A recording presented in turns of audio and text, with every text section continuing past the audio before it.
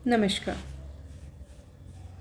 आज हम जो परवर्ती गुप्त शासक हैं उनके बारे में बात करेंगे।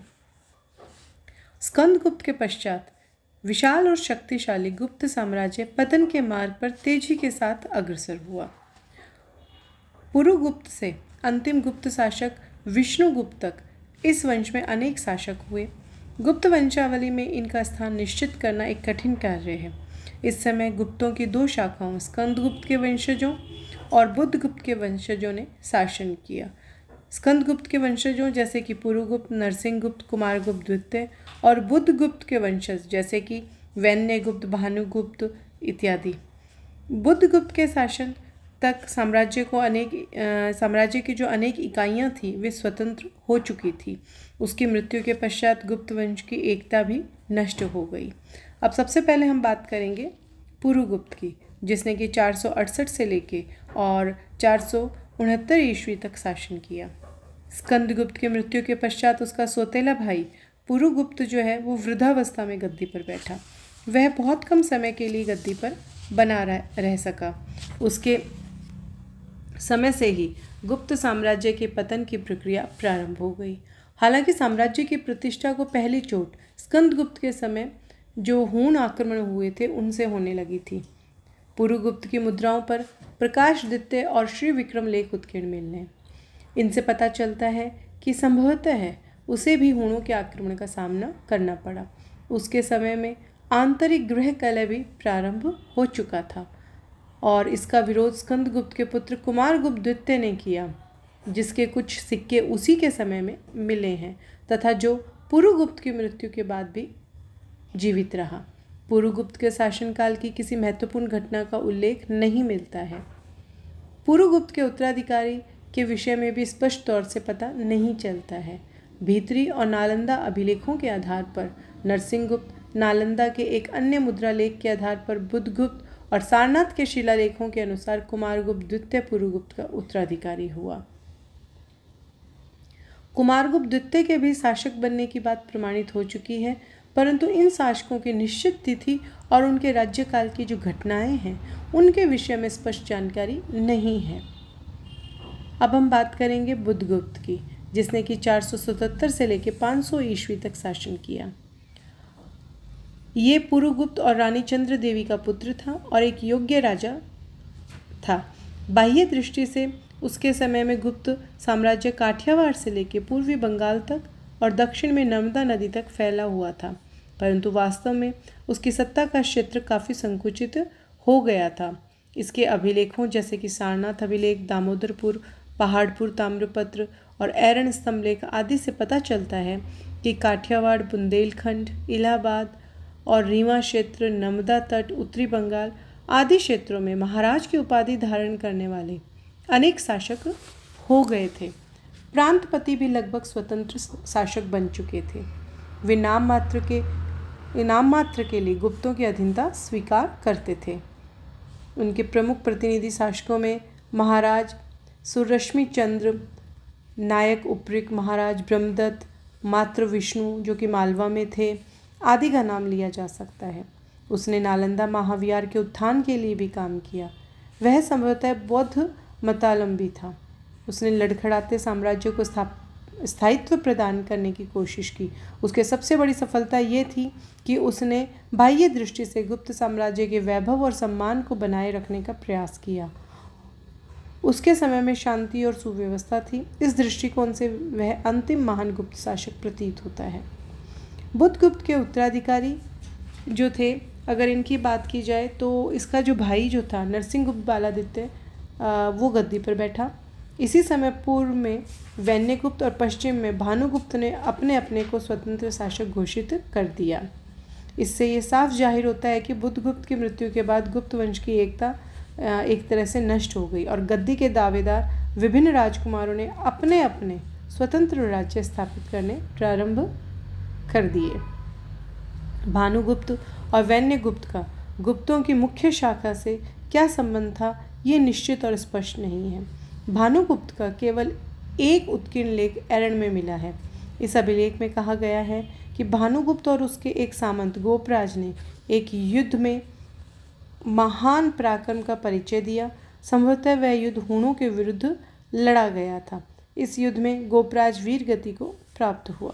गुप्तों की मुख्य शाखा में नरसिंहगुप्त, कुमारगुप्त द्वितीय और विष्णुगुप्त शासक बने।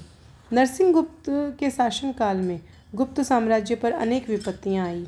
मालवा के यशोवर्मन ने गुप्त साम्राज्य को भारी क्षति पहुंचाई तथा साम्राज्य के अनेक प्रदेशों पर अपना अधिकार कायम कर लिया।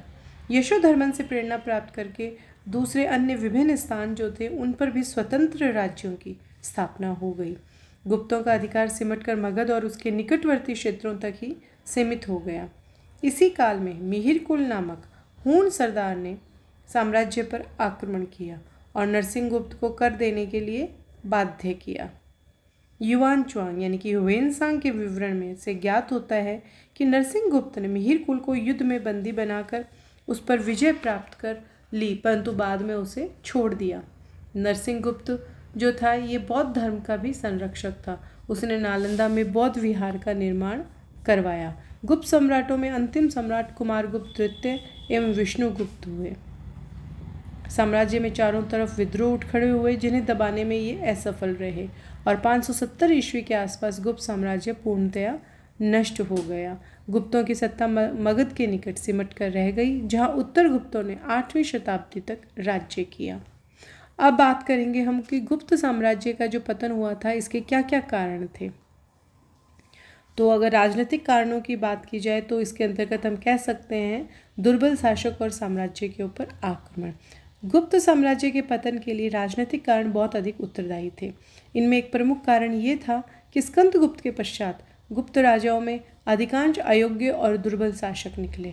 बुद्धगुप्त अंतिम शासक था जिसने कि राजवंश की एकता को बनाए रखने का प्रयास किया। इसके पश्चात स्थिति बिगड़ती गई।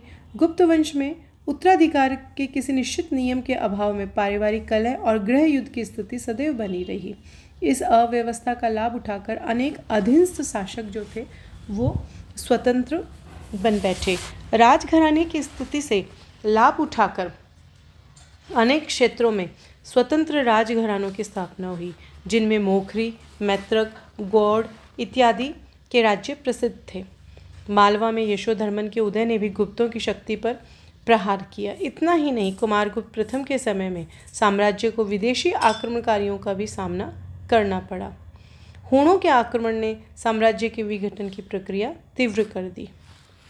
गुप्तों के समय में भारत की पश्चिमी सीमा जो थी इसको रक्षित पाकर हूणों ने अपना दबाव बढ़ाना आरंभ कर दिया। उनका पहला आक्रमण कुमारगुप्त प्रथम के समय में हुआ। स्कंदगुप्त ने युवराज और शासक के रूप में हूणों को हराया और उन्हें आगे बढ़ने से रोका। स्कंदगुप्त के बाद हूण सरदार तोरमान ने अपना सैनिक अभियान आरंभ किया। गुप्त साम्राज्य के पश्चिमी भाग पर आक्रमण कर उसने मालवा तक अपना प्रभाव स्थापित कर लिया। तोरमान के प्रसार को नरसिंहगुप्त, बालादित्य और भानुगुप्त ने रोका। तोरमान के आक्रमण से गुप्त साम्राज्य की प्रतिष्ठा को ठेस लगी। तोरमान से भी अधिक क्षति मिहिरकुल के आक्रमण से हुई। शाकल को अपनी शक्ति का केंद्र बनाकर उसने भारत के भीतरी भागों पर आक्रमण किया तथा अपनी सत्ता स्थापित कर ली। गुप्त शासक नरसिंहगुप्त आरंभ में तो उसकी अधीनता स्वीकार कर उसका करद भी बन गया, परंतु बाद में उसने मिहिरकुल को युद्ध में परास्त कर वापस लौटने के लिए बाध्य कर दिया। इस सफलता के बाद भी गुप्तों की खोई शक्ति और प्रतिष्ठा नहीं लौटी। हूण आक्रमण ने गुप्त साम्राज्य के दिन जो हैं एक तरह से खत्म कर दिए। जो दूसरी बात हम कारणों की बात करें तो उसके अंतर्गत आता है प्रशासनिक दुर्बलता। यद्यपि गुप्तों ने एक विशाल साम्राज्य की स्थापना की, फिर भी वे इस एक सुदृढ़ प्रशासनिक ढांचा इसे प्रदान नहीं कर सके। गुप्तों की प्रशासनिक व्यवस्था की सबसे बड़ी दुर्बलता थी इसका संघीय सामंती गठन। गुप्त शासकों ने जिन क्षेत्रों पर अपनी सत्ता स्थापित की उनमें बहुत कम पर ही सीधा प्रशासनिक नियंत्रण रखा। अधिकांश क्षेत्रों को गुप्तों ने अपने अधीन शासकों या सामंतों को प्रशासनिक स्वायत्तता देकर सौंप दिया और जिसका रिजल्ट जो है वो ये निकला कि गुप्त सम्राट की अधीनता स्वीकार करने के बावजूद अधीन राजाओं की वास्तविक स्थिति में कोई परिवर्तन नहीं आया। ये समूची व्यवस्था अभी तक सुचारू रूप से तभी तक चल सकती थी जब तक कि सम्राट शक्तिशाली हो। दुर्बल शासकों के गद्दी पर आते ही ऐसे शासक अपनी शक्ति का विस्तार करने और अपनी स्वतंत्रता हासिल करने का प्रयास करने लग सकते थे। ठीक यही बात गुप्तों के साथ भी हुई। स्कंदगुप्त के ये जो अधीन शासक थे, इन पर सम्राट का नियंत्रण बना रहा, परंतु जब दुर्बल शासक गद्दी पर आसीन हुए तब अनेक अधीन शासकों और सामंतों ने अपनी स्वतंत्रता घोषित कर दी। और अगर हम आर्थिक कारणों की अगर बात करें तो आर्थिक कारणों में भी गुप्त साम्राज्य के विघटन में बहुत अधिक सहायता पहुंचाई। इस युग में भूमिदान की प्रथा जो थी एवं कृषि पर अत्यधिक बल के कारण आत्मनिर्भर गांवों का उदय हुआ। किसान, कारीगर, मजदूर सभी जमीन जो है उसे बेच गए। उनकी गतिशीलता समाप्त हो गई। इस व्यवस्था का बुरा प्रभाव उद्योग धंधों, व्यापार वाणिज्य और नगरों पर पड़ा। अनेक पुराने व्यापारिक और औद्योगिक केंद्र नष्ट हो गए। इसका दुष्परिणाम मुद्रा व्यवस्था पर भी पड़ा। सिक्कों का प्रचलन कम हो गया। इससे विदेशी व्यापार भी प्रभावित हुआ। राज्य की आमदनी का स्रोत भी घट गया। जहाँ मौर्य शासक कृषि के अतिरिक्त आय के अन्य स्रोतों से भी राजस्व प्राप्त करते थे, वहीं गुप्तों को मुख्यतः कृषि पर ही आश्रित रहना पड़ा। इसके कारण राज्य की आर्थिक स्थिति जो थी वो बिगड़ गई। फलतः सोने के सिक्कों में स्वर्ण की मात्रा कम होने लगी। एक सुदृढ़ आर्थिक आधार के अभाव में साम्राज्य अधिक दिनों तक नहीं टिक सका। इस प्रकार ये अलग अलग जो कारण थे ये गुप्तों के पतन में सहायक सिद्ध हुए। Thank you.